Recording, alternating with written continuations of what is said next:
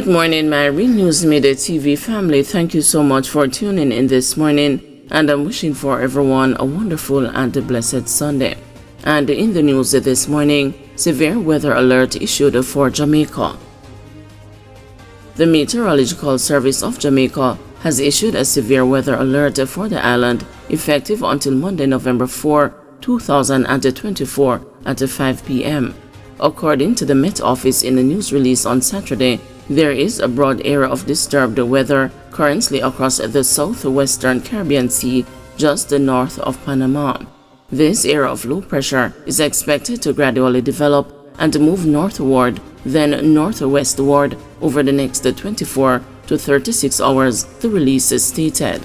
The system has a high probability of becoming a tropical cyclone, and based on current projections, it is increasingly likely that a tropical depression or tropical storm could develop south of Jamaica by Monday morning, before moving just east then north of Jamaica by Tuesday, the Met Office said.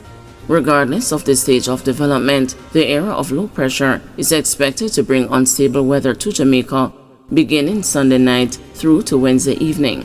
Consequently, the forecast is for cloudy conditions with periods of showers and thunderstorms, which may be heavy at times, with strong gusty winds to affect sections of most parishes, especially east and south central parishes.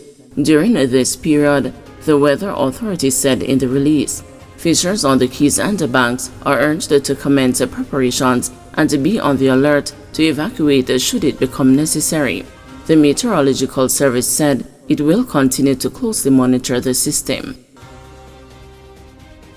Sister keeps hope alive a year after 61-year-old Joyce Ferron disappeared on church trip. Just over a year after the mysterious disappearance of 61-year-old Joyce Ferron during a church trip in Manchester, her sister Narissa Cassels remains hopeful that someone will come forward with credible information to reunite the St. James resident with her family. We are still hoping. There has been no news, or else it would have been passed on to me. It has been a full year, but I still have hope, Cassels told the news while speaking about her sister, who disappeared on Heroes Day, October 16, 2023.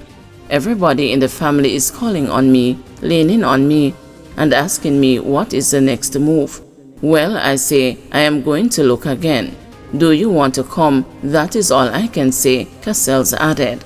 Ferron, who hails from Barnet Oval in Montego Bay, was attending a women's convention in Christiana, Manchester, with a group from the Montego Bay-based Faith Temple Assembly of God, where she worships. She is described as being 5 feet 3 inches tall and about 190 pounds, with low-cut white hair, and was last seen clad in a white blouse and a red skirt. The missing woman, who is nicknamed Maxine and who suffered 2 strokes in 2022 that affected her personality, reportedly left her belongings behind at the venue when she vanished. Her relatives, including her adult son and daughter, said they were unaware that she was going on the trip, and her disappearance went unnoticed by members of the church group until when they were preparing to leave the venue. According to Cassels, the most recent clue about her sister's whereabouts came in March this year when she met a woman who claimed to know someone who may have seen Ferron. Unfortunately, she said that the woman refused to provide additional details.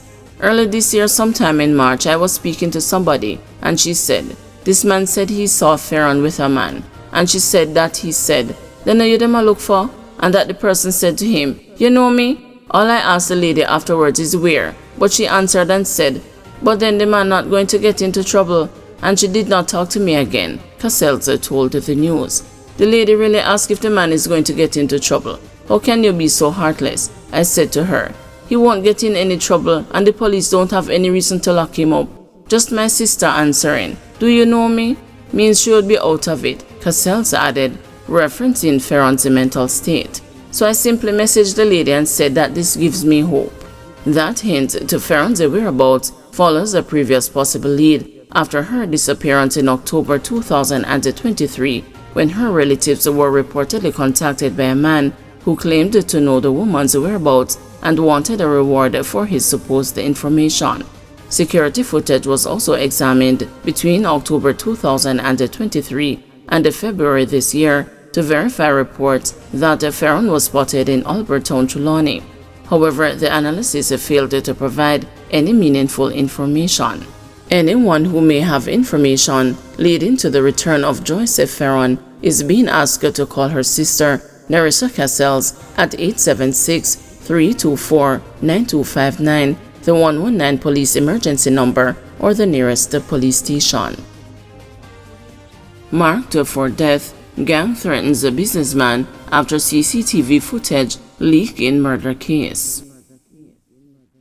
A St. James businessman has been marked for death by a criminal gang after CCTV footage showing 4 men hastily leaving the scene of an early morning murder went viral on social media hours after it was shared confidentially with the cops, his attorney has revealed. The attorney, Donovan Collins, said his client wanted to remain anonymous and did not authorize him to divulge how the police got possession of the video. The death threats were relayed by telephone and through friends and have been reported at the Montego Bay police station, according to Collins, and a receipt seen by the news. Donovan Hales, 52, also known as a Pepper, was shot multiple times while carrying out repair work in the Campbell Lane section of Mount Salem, St. James, about 9:30 a.m. on October 24, the police reports. He later died at hospital. 12 hours after the killing, police investigators apprehended 2 suspects linked to the killing and seized 2 guns, an AR-15 assault rifle, and a 9mm pistol. The recording, which was viewed by the news, clearly shows 4 men getting into a gray motor car that shows up immediately as they ran from the yard where the killing occurred. The car made a U-turn, then sped away. But even before the suspects were apprehended, the recording quickly began circulating on several social media platforms, according to the attorney, and the several posts seen by the news. Collins said almost immediately his client began receiving death threats from unknown individuals who demanded that he remove the video from social media, something that is out of his hands.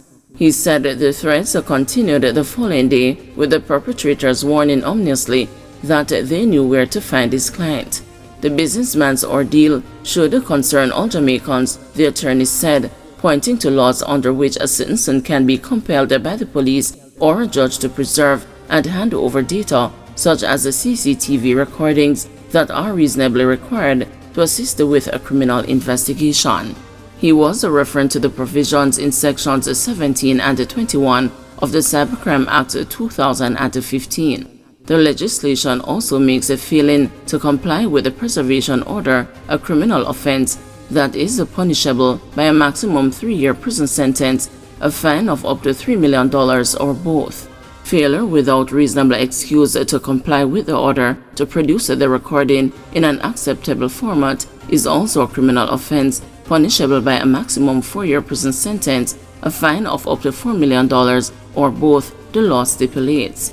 A conviction in the circuit court carries a maximum 7-year prison sentence.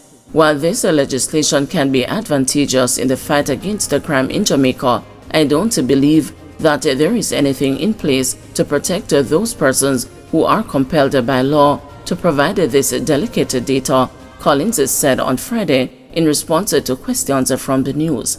When passing laws of this nature, our legislators need to figure out how citizens like my client will be protected. Superintendent Aaron Samuels, a commanding officer for the St. James Police, did not respond to questions asked by the news last Thursday. It is a breach of police regulations under the Jamaica Constabulary Forces communication policy for cops to leak potential evidence, such as video recordings, into social media and other public spaces, a retired police investigator disclosed. And in my view, any person who is caught doing that can be criminally charged because it is seen as an attempt to pervert the course of justice. Then that's another issue, said the retired cop. In addition, the ex-cop indicated that police investigators are aware of the formal process that must be engaged when they are extracting CCTV footage that could become evidence in a criminal trial. So we serve a preservation order, then we send the expert to come and download it, and it is used as evidence. We have an obligation to protect the integrity of our cases, the ex-cop said. If a person is at risk, then that is also a factor in how we treat with it, whether we use it as intelligence or evidence, because we would not want to expose the witness to threats or danger. The leakage of sensitive information in social media by cops has not escaped the attention of Police Commissioner Dr. Kevin Blake, who has warned that he will be taking a zero-tolerance approach to what he described as a security threat. Writing in the Force Orders, the internal police newsletter, he said too often, highly confidential information finds its way into the public domain, shared carelessly through messaging platforms and other informal channels. Very little does more harm to our image, reputation, and the security of the people we serve than this type of recklessness from a few among us, he said last month, noting that the integrity of information is not only an operational necessity, but a matter of public trust and safety. Declaring that the practice must stop forthwith, Blake said the breaches of confidentiality are not just ethical violations, they also risk compromising ongoing investigations and, in the worst cases, possibly could cost lives. Crime Stop, which has been operational for 35 years, and its companion anti-crime initiative Jamaica I, both revealed last week that because of rigorous internal controls, their systems have never been compromised.